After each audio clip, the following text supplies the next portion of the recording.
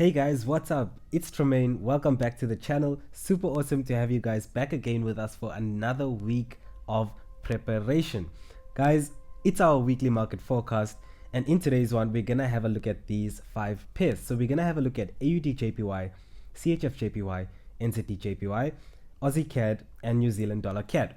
So there's a reason why today I've decided to group my pairs as such, because I really wanted to show you guys how thinking about the market and thinking about the pairs that you're trading as a portfolio and having these pairs within your portfolio, thinking about correlation between these pairs can really help you build consistency, because consistency is just about us being profitable at the end of that cycle where we measure ourselves, or where we do that review.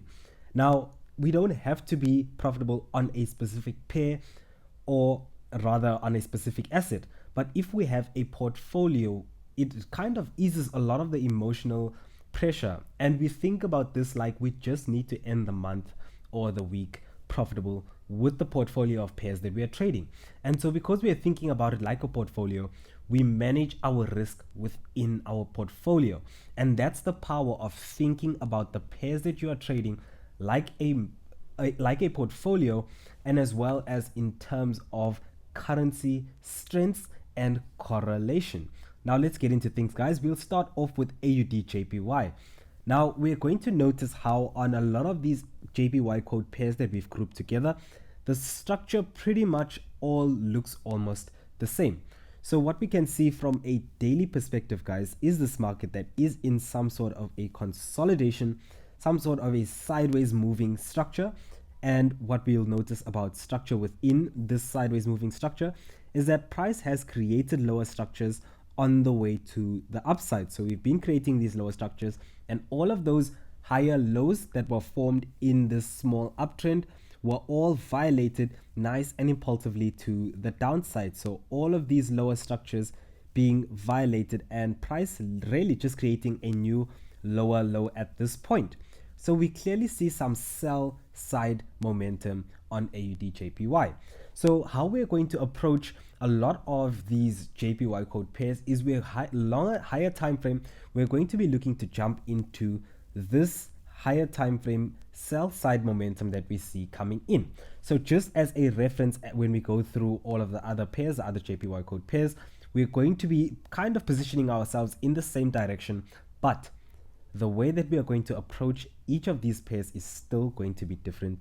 So still watch the other pairs analysis. So let's get into AUDJPY on the H4, guys. So on the H4, what we did actually point out in the live session this morning was price creating these two lower structures there.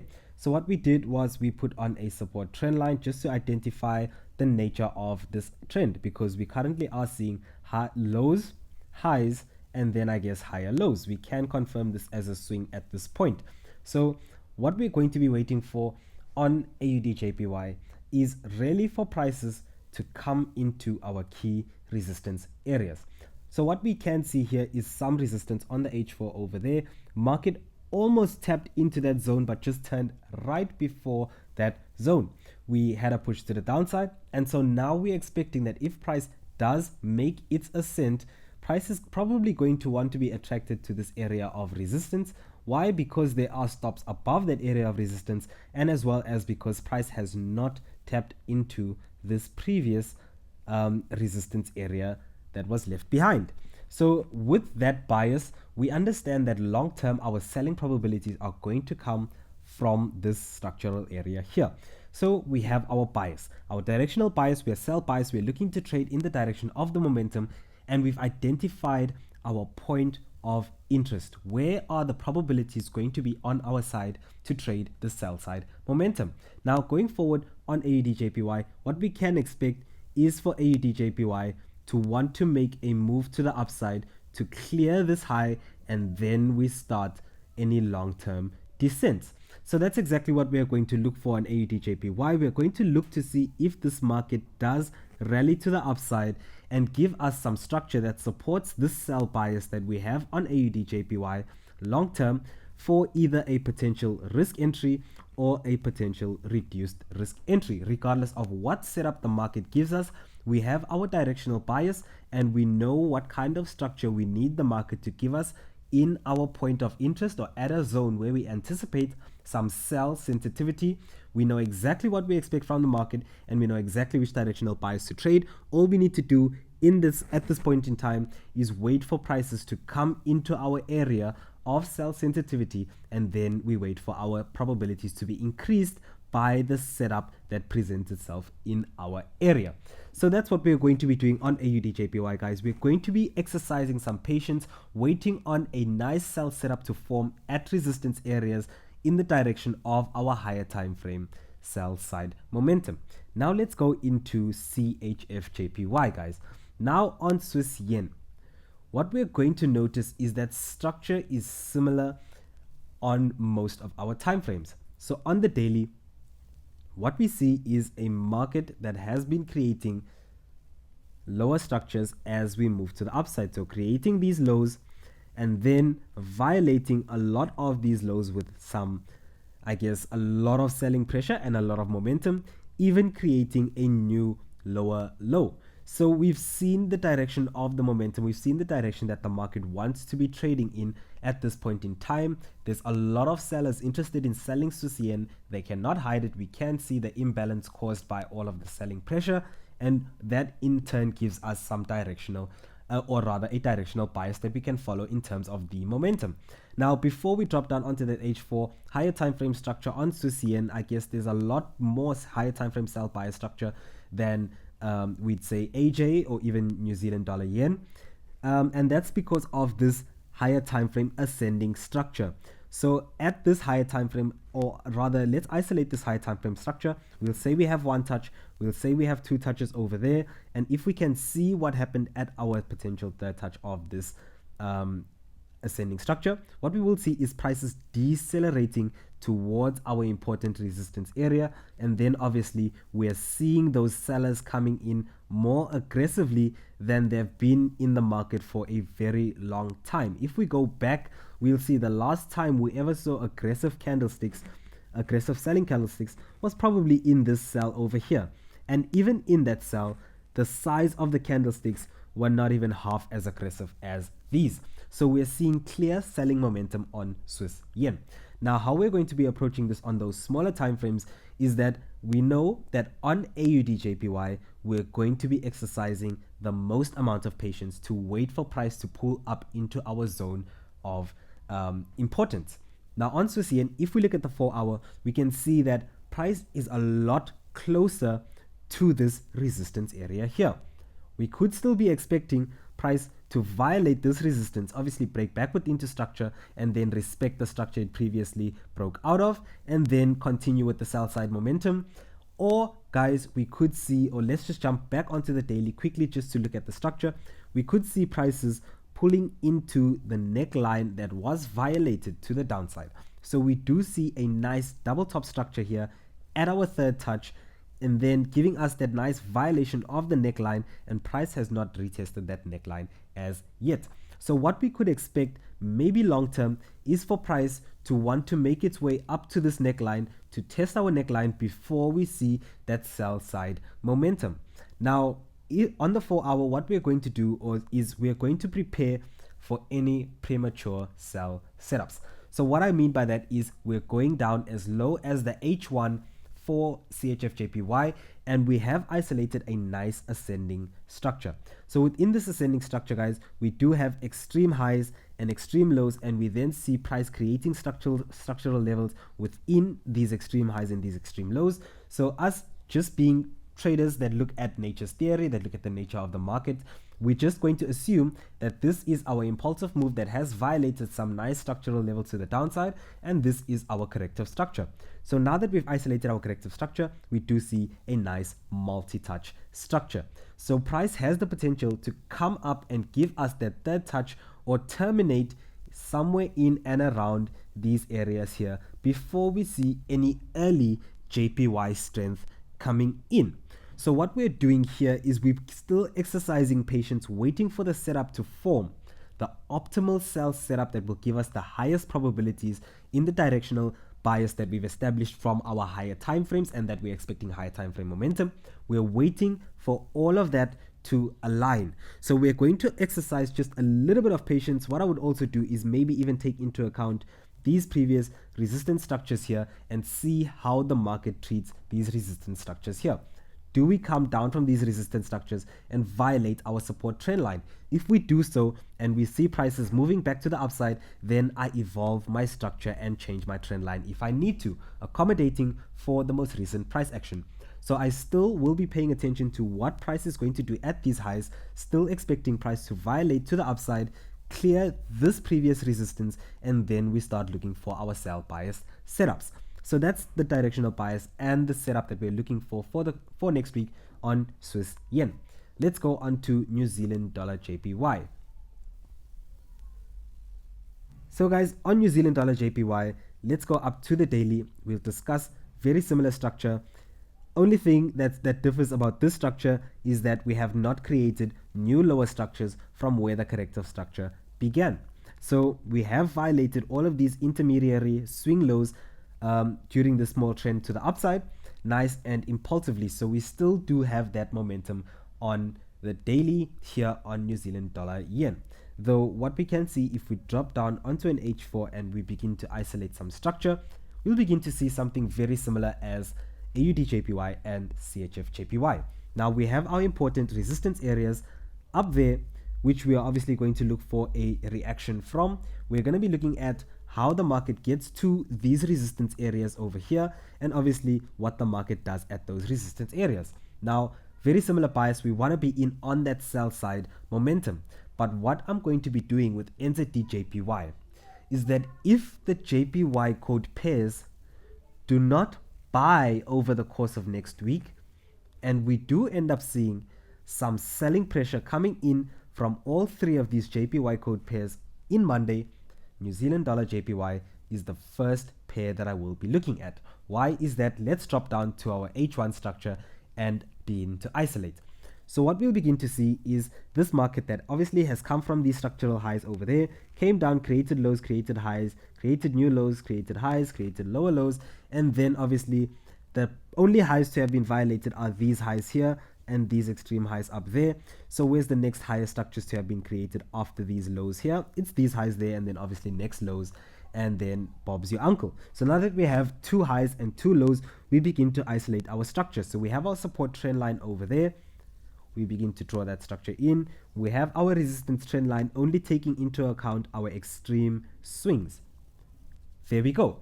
What we will notice about this structure is that this structure is a potential multi-touch structure, and we are currently at and close to the third touch of this structure.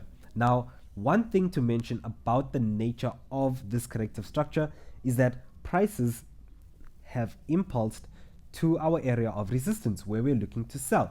So even if we were looking to sell immediately on Monday, we should be waiting for that reversal structure to confirm our directional bias, because prices have been impulsive to our area of resistance. So looking at things, just recapping, we're looking to sell AUDJPY, we're looking to sell Swiss yen, and we're looking to sell New Zealand dollar yen. We're looking to exercise patience, a lot of patience.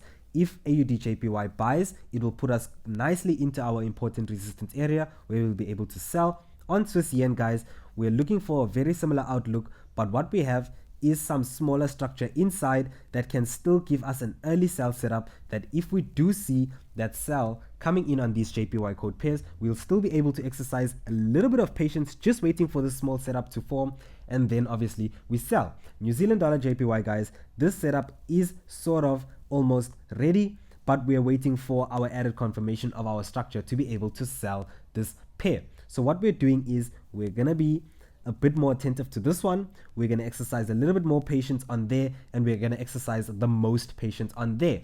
And that's if these JPY pairs decide to buy over the course of next week, which setups are we going to be looking at? CHFJPY and AUDJPY, because the higher they go, the more they set up these nice sell bias structures that we're looking to trade. And if we don't see that buy and we see JPY pairs going down over the course of next week, we know that New Zealand dollar JPY is the most mature or the easiest for us to isolate that structure to be able to jump into that sell side momentum. Now that is the reason why we actually group these pairs, to show how just because the JPY is spread as a quote pair across these three pairs, we need to still think about them in terms of correlation, because if JPY is the strong mover in the course of next week, then obviously we'll see JPY strongly moving all of these base pairs, these JPY quote pairs. So let's get on to our fourth pair, guys, AUDCAD. So on AUDCAD, we'll hop up to the daily, just have a look at some structure quickly. On the daily, what we have kind of pointed out is some extreme lows over there. Obviously the origin point of this buying momentum that came in, that was able to violate some previous resistance. So an important support structure. Now we're always paying attention to two pieces of things. First of all, how prices approach our important level of structure, and second of all, what prices do at our level of structure. And those two things give us information as to how we should be reacting to the nature of price at our current area. So higher time frame, we're at support, we can see some deceleration towards this support, and if we drop down onto our smaller time frames like the H4, what we will see is further deceleration towards the support structure over there. What we've seen before is prices actually, and I guess it's really relevant for us to even look back on our previous analysis, is prices decelerating towards the support, accelerating away from this support, and then we see prices entering another consolidation towards the support structure. So showing us decisive buying and indecisive selling, because we can clearly see that as prices are trending to the downside, this is not such an aggressive trend, because the trend line shows us that this is very gentle. Now, looking at the structure that we've isolated on the H4, we do have a beautiful, beautiful three-touch structure. Now, we have our first touch over there, we have our second touch over here. Prices came in and gave us that third touch, thanks to NFP as well. NFP completed this setup beautifully for us. So we've got that third touch at our important area of support where we're looking to buy. What we also have on our lower time frames, isolating structure further, is identification of another descending structure.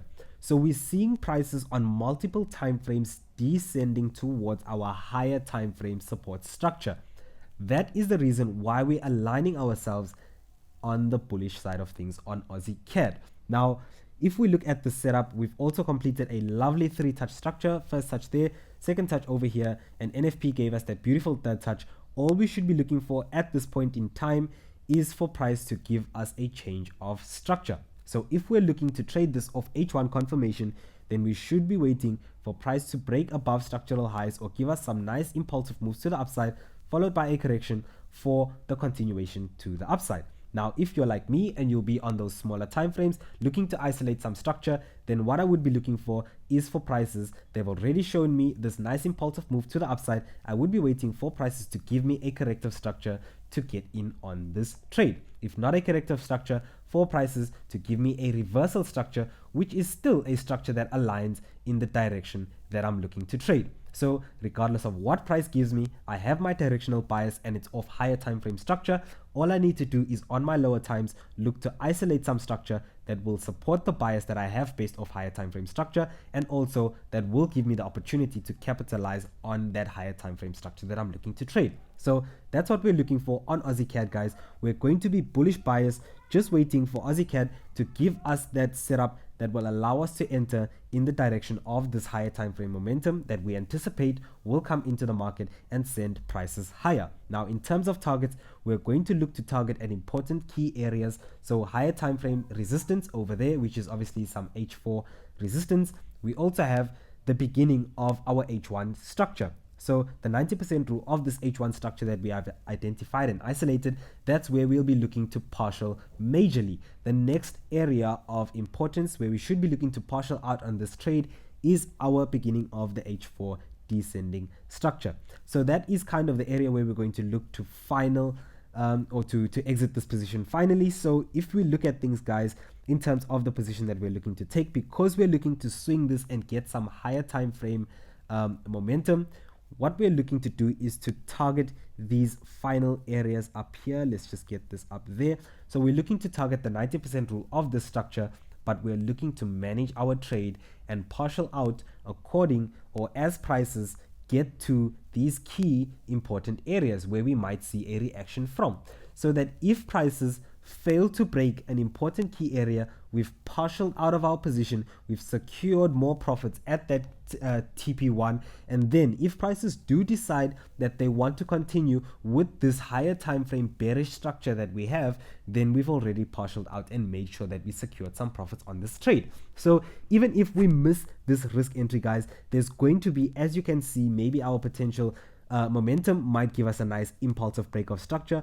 followed by a beautiful retest for some continuation. So let's exercise patience, but this is a pair that is definitely going to be on the top of my watch list that I'm looking for from Monday for those bullish setups. So this is Aussie CAD, guys. We're looking to buy Aussie CAD. We'll go into New Zealand dollar CAD. So on New Zealand dollar CAD, we'll start off on the daily, and on the daily what we will see, let me just put that off. On the daily, what we will see, guys, if we begin to isolate structure, so higher time frame structure is very similar to AUDCAD. We do have important support structures over here that price is approaching. So we don't want that in there. We just want to focus on the most recent price action. So what we see in this most recent price action is price creating some structure for us. We have support there, we have support there.